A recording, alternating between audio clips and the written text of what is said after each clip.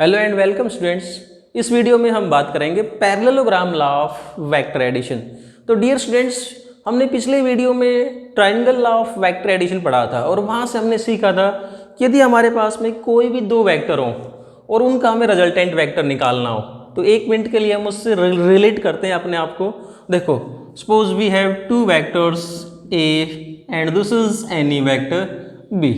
यदि हमें इन दोनों वेक्टर्स का रिजल्टेंट वेक्टर निकालना हो तो हमने क्या किया था, इन दोनों वेक्टर्स को किसी ट्राइंगल की दो साइड्स के रूप में रिप्रेजेंट कर दिया था सेम ऑर्डर में, right. And then third side of the triangle taken in opposite order gives resultant of these two vectors. अब कुछ इसी तरह से ही हम यहाँ पर क्या करेंगे, parallelogram law of vector addition को भी हम समझेंगे।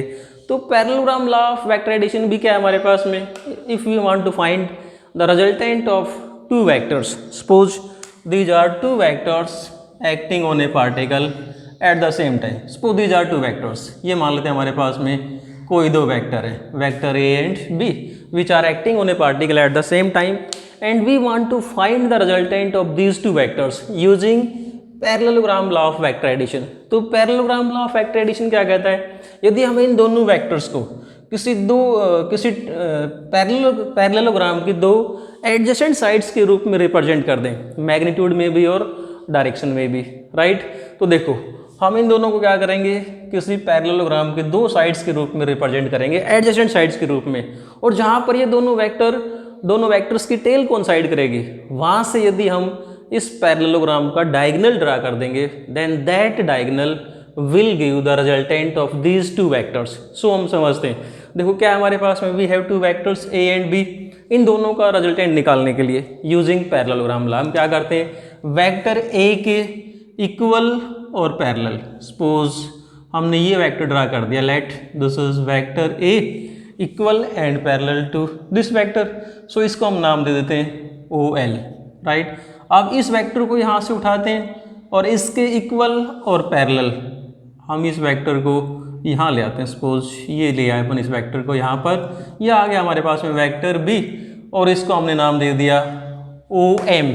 सो अब हमारे पास में ये क्लियर हो गया कि इन दोनों वेक्टर्स को हमने क्या बना दिया, किसी पैरेललोग्राम के दो एडजेसेंट साइड्स के रूप में रिप्रेजेंट कर दिया। अभी देखो पैरेललोग्राम कंप्लीट नहीं हुई है, तो हम क्या करते हैं, with the help of these two vectors let us complete the parallelogram. कैसे कंप्लीट करेंगे, यहाँ से इस वेक्टर बी के इक्वल और पैरेलल हम ये वेक्टर ड्रा कर देंगे और यहाँ से इस वेक्टर ए के इक्वल और पैरेलल ये वेक्टर ड्रा कर देंगे। So we can say that suppose this is N, then this L N will represent vector B and this side will represent vector A।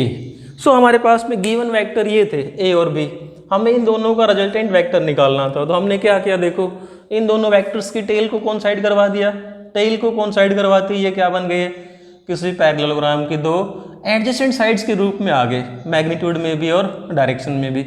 अब ये पैरेललोग्राम लॉ ये कहता है कि इन दोनों का जो रिजल्टेंट वेक्टर होगा ना, वो क्या होगा, जहाँ पर इन दोनों वेक्टर्स की टेल कोइंसाइड करती है, वहाँ से इस पैरेललोग्राम का डायगोनल ड्रा कर दो, then that diagonal of the parallelogram will give resultant. So we can say that this diagonal, अगर हम यहाँ से ये डायगोनल ड्रा कर देते हैं, then this diagonal will represent resultant of these two vectors. So now we will define first and then we will drive the expression for magnitude of R.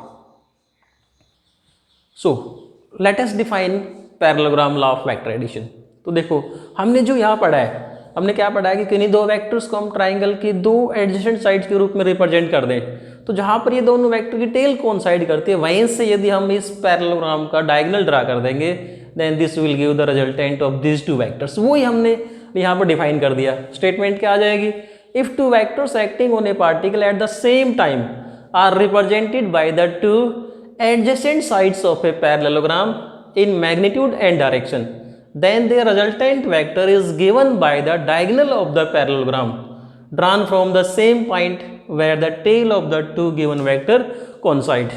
सो हम ये कहते हैं कि ये जो दोनों वेक्टर्स थे, इन दोनों का रिजल्टेंट हमें निकालना हो मैग्नीट्यूड में भी और डायरेक्शन में भी, then this diagonal will represent resultant of these two vectors completely in magnitude as well as direction.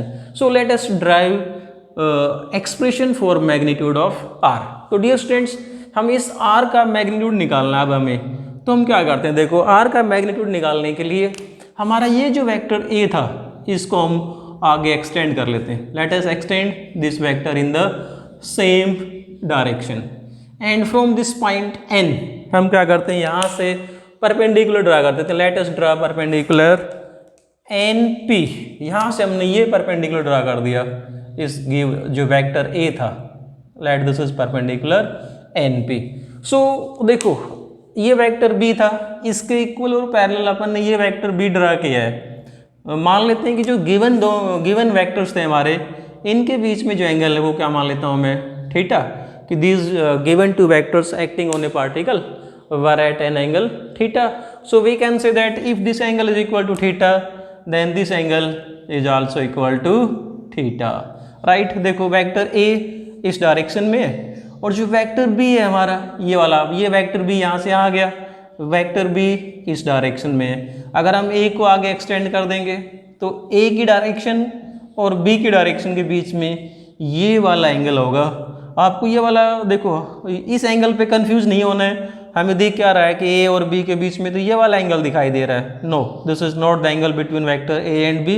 Direction of vector A is this, direction of vector B is this. So angle between this two vectors is this.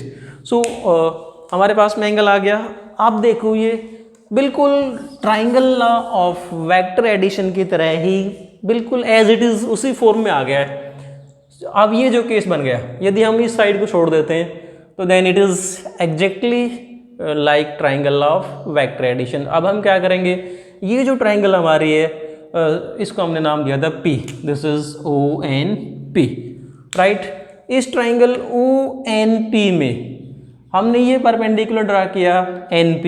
It means triangle ONP is a right angle triangle. अगर ये right angle triangle है तो ON का square किसके बराबर आएगा, OP square plus NP square. So in triangle ONP, triangle ONP की हम बात करेंगे तो ONP में ON square is equal to क्या होगा, OP square plus PN square. That is equal to OP square plus PN square, or we can say that ON square is equal to OP. This is OP and OP is equal to OL plus LP. इसको हम तोड़ देते हैं टुकड़ों में. That is equal to OL plus LP square plus PN square. अब देखो हमारे पास में OL हमें पता है, OL is equal to A. We have to find LP and NP. तो हम LP और NP को निकाल सकते हैं. लेट्स इन ट्राइंगल, हम इस ट्राइंगल की बात कर लेते हैं, ट्राइंगल LNP में, इन ट्राइंगल LNP में यदि हम LP अपॉन LN निकालें, LP upon LN that is equal to cos theta base upon hypotenuse. देखो और डियर स्टूडेंट्स, ट्रिग्नोमेट्री में एक बात याद रखना, यदि हम ये वाला एंगल लेते हैं तो इसके सामने वाली साइड को हमेशा परपेंडिकुलर लेंगे. यदि ये एंगल थीटा हम यहाँ लेते तो इस साइड को परपेंडिकुलर मानते. एंगल के सामने वाली साइड को आपको परपेंडिकुलर मान के चलना है. सो यहाँ से हम LP निकालेंगे तो LP is equal to LN cos theta. LP is equal to LN cos theta, right. So we can say that LP is equal to LN is equal to B. So हमारे पास में ये जो side है LP, this side is equal to क्या आ गई, B cos theta. In the same way यदि हम इसी ट्राइंगल में, ट्राइंगल LNP में यदि हम PN अपॉन LN निकालेंगे तो perpendicular upon hypotenuse that will be equal to sine theta. So ये जो साइड आएगी हमारे पास में ये किसके बराबर आ जाएगी, बी साइन थीटा। और इसको हम आगे आने वाले वीडियो में बात करेंगे कि किसी वेक्टर को जब हम रिजोल्व करते हैं तो इसका ये वाला कंपोनेंट होता है बी कोस थीटा और परपेंडिकुलर कंपोनेंट क्या होता है बी साइन थीटा। तो वहाँ से आप डायरेक्टली याद कर सकते हो कि दिस कंपोनेंट विल बी, ये मान लो हमारे पास वेक्टर बी है तो इसका ये वाला कंपोनेंट बी कोस थीटा होगा, इसके perpendicular component B sine theta होता है। तो हमें इस सारे की जरूरत भी नहीं पड़ेगी, उनको आसानी से इसको हम समझ सकते हैं कि one component is B cos theta and another component is B sine theta. अब हमारे पास में देखो वापस यहाँ आते हैं, हमारी जो इक्वेशन फर्स्ट है O N is equal to R. अगर हम ये कह दें यहाँ से R square is equal to O L is equal to A plus L P is equal to B cos theta और सारे का whole square plus P N is equal to B sine theta और सारे का क्या है whole square. So let us solve it. R square is equal to A square plus B square cos square theta, इसको whole square हम open कर रहे हैं तो क्या आ जाएगा आगे 2ab cos theta plus B square sine square theta. यहाँ से बी स्क्वेयर को स्क्वेयर और बी स्क्वेयर साइन स्क्वेयर में बी स्क्वेयर कॉमन है, so we can write it as R square is equal to A square plus B square. यहाँ रह गया हमारे पास में cos square plus sine square, इन दोनों में से हमने बी स्क्वेयर कॉमन ले लिया और ये टर्म रह गई, इसको यहाँ ले आते हैं 2ab cos theta. Cos square plus sine square 1 हो गया, so R square is equal to क्या आ जाएगा हमारे पास में A square plus B square plus 2ab cos theta. This is the expression for magnitude of resultant vector. यदि यहाँ से हम आर निकालेंगे तो इस सारे का स्क्वेयर रूट कर देंगे, R is equal to A square plus B square plus 2ab cos theta, right? This expression is same as we have found earlier in triangle of vector addition. Triangle of vector addition से भी जब हम दो vectors का resultant vector निकालते हैं तो उसका मैग्नीट्यूड सेम आता है, राइट? क्योंकि देखो ये इस लॉ को हमने वापस किस में कन्वर्ट कर दिया, ट्राइंगल लॉ में कन्वर्ट कर दिया। Now we have to find the direction of this resultant vector, direction of R. यहाँ से हम यदि इस रिजल्टेंट वेक्टर की डायरेक्शन और निकालते हैं, डायरेक्शन ऑफ वेक्टर आर, तो मान लेते हैं ये जो वेक्टर आर है हमारा, let this vector R makes an angle alpha with vector A. ये जो रिजल्टेंट वेक्टर है इस वेक्टर ए के साथ में एंगल अल्फा बनाते हैं, then we can find this angle alpha in triangle ONP। We can find tangent alpha.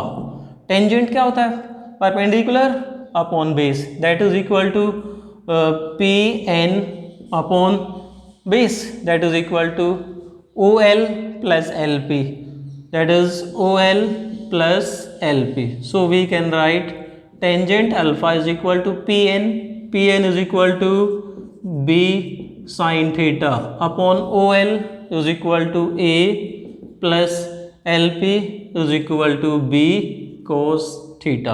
So again this formula is same. So we can say that कि from parallelogram law और triangle law of vector addition हमने जो expression निकाली है magnitude के लिए और direction के लिए दोनों सेम आते हैं। दोनों को हम एक बार फिर से आगे केस करते हैं। आर हमने ये निकाला, R is equal to A square plus B square plus 2ab cos theta and tangent alpha, direction of resultant vector के लिए हम यहाँ से अल्फा निकाल लेंगे एंड टेंजेंट अल्फा हमारे पास में क्या आया, B sine theta upon A plus B cos theta, right? ये आ गया हमारे पास में मैग्नीट्यूड और डायरेक्शन दोनों के लिए एक्सप्रेशन। अब यहाँ से हम फिर से अगर if we discuss the special cases, special case में क्या हो सकता है, if both these two vectors A and B are acting in the same direction, it means first case if theta is equal to 0 degree, theta 0 होगा तो ये vector B क्या होगा, वेक्टर ए की डायरेक्शन में आ जाएगा। तो यहाँ से यदि हम मैग्नीट्यूड निकालेंगे r इज इक्वल टू, तो इस एक्सप्रेशन में थीटा की वैल्यू 0 पुट करोगे, देखो क्या बनेगा, ये कोस 0 1 होता है, सो ये बनेगा A square plus B square plus 2ab सारे का square root and this formula A square plus B square plus 2ab, this is whole square, we can say that this is square of A plus B. So ये formula हमारे पास में देखो क्या बनेगा, ये if theta is equal to 0 then this is equal to A square plus B square plus 2ab सारे का स्क्वेयर रूट, और we can write it as is vector R is equal to A plus B. So ये हमने पहले ही पढ़ चुके थे, general rule में हमने पढ़ा था, यदि दो वेक्टर सेम डायरेक्शन में हो तो उनका रिजल्टेंट वेक्टर निकालने के लिए हमें क्या करना है, दोनों वेक्टर्स के मैग्नीट्यूड को ऐड कर दो, राइट, और रिजल्टेंट वेक्टर का मैग्नीट्यूड आ जाएगा। सेम यहाँ से हमने प्रूव कर दिया। यदि डायरेक्शन निकालनी है, so if you put theta is equal to 0 then sine 0 is 0, tangent alpha क्या आएगा 0, and we know that if alpha is 0 then tangent alpha is 0। So resultant vector will be in the direction of A and B, इसी direction में आ जाएगा इन दोनों का जो resultant vector आएगा। इसी प्रकार से हम ये कहते हैं कि theta is equal to, if theta is equal to 90 degree then we know that cos 90 is 0। तो ये जो वेक्टर आर का जो मैग्नीट्यूड आ जाएगा, यहाँ से थीटा को 90 पुट कर देंगे तो ये बचेगा हमारे पास में A square plus B square सारे का स्क्वेयर रूट, राइट। और यहाँ से डायरेक्शन निकाल लेंगे हम। डायरेक्शन के लिए क्या आ जाएगा हमारे पास में, tangent alpha is equal to B sine 91 होता है अपॉन में ए प्लस में A plus B cos 90 is 0 that is equal to क्या आ जाएगा, B upon A. Using this relation we can find alpha. In the same way if theta is equal to 180, तो यहाँ पर क्या होता, we know that cos 180 is -1, तो ये क्या बनता है, ए square plus B square minus 2ab। It means ये क्या आता, a माइनस बी का होल स्क्वेयर। देखो इसको हम यूँ समझ सकते हैं कि if theta is equal to 180, third case हमारे पास में ये होता, if theta is equal to 180 then R क्या आता, R is equal to A minus B. यहाँ से हम निकाल लेते R is equal to A minus B, right. इसका मतलब यदि कोई दो वेक्टर अपोजिट डायरेक्शन में एक्ट करते हैं तो उनका जो रिजल्टेंट वेक्टर आएगा वो क्या होगा, बड़े वाले वेक्टर के मैग्नीट्यूड में छोटे वाले वेक्टर का मैग्नीट्यूड घटा देंगे, that will be the resultant magnitude of resultant vector. और डायरेक्शन किधर आएगी, जो इन दोनों में जो बड़ा वेक्टर होगा उसके डायरेक्शन में रिजल्टेंट वेक्टर आएगा, राइट। सो डियर स्टूडेंट्स, ये था हमारे पास में parallelogram law of vector addition. Thanks and keep on watching.